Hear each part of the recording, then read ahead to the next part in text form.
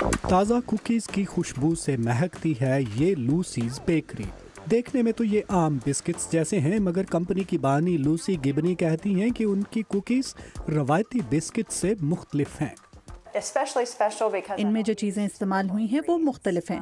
اکثر بسکٹس آٹے، مکھن اور انڈوں سے تیار ہوتے ہیں، مگر ہم یہ بالکل استعمال نہیں کرتے۔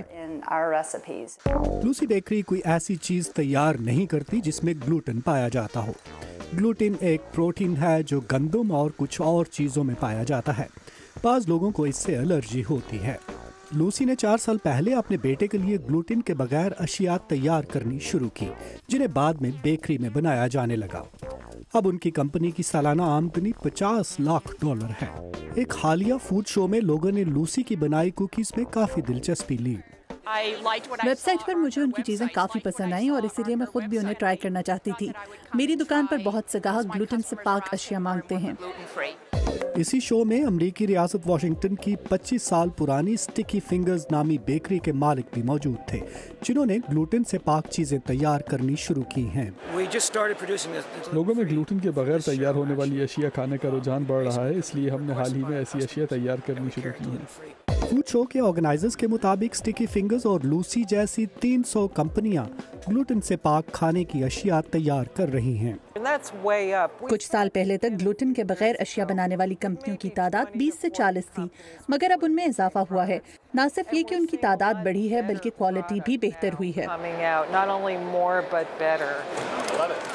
یونیورسٹی آف میری لینڈ کے ماہر الیسیو فسانو کہتے ہیں کہ انہیں اس رجحان سے کوئی حیرت نہیں۔ گلوٹن سے پیدا ہونے والی بیماریوں کے بارے میں پہلے اتنی معلومات نہیں تھی، مگر حالیہ ریسرچ کے مطابق چھوٹی آنت میں اکثر خرابیوں کی وجہ یہی گلوٹن یا پروٹین ہے۔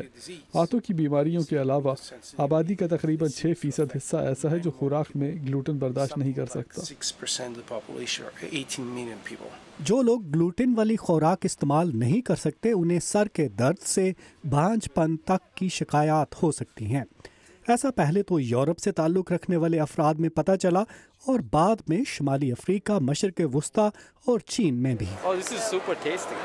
جیسے جیسے لوگوں میں گلوٹن فری خوراک کا استعمال مقبول ہو رہا ہے، ان کی تیاری میں بھی اضافہ ہو رہا ہے اور بہت سے بڑے سٹوروں میں بھی ایسی اشیاء کی دستیابی عام ہونے لگی ہے۔ جنسو کے ساتھ ندیم یعقوب، اردو VOA۔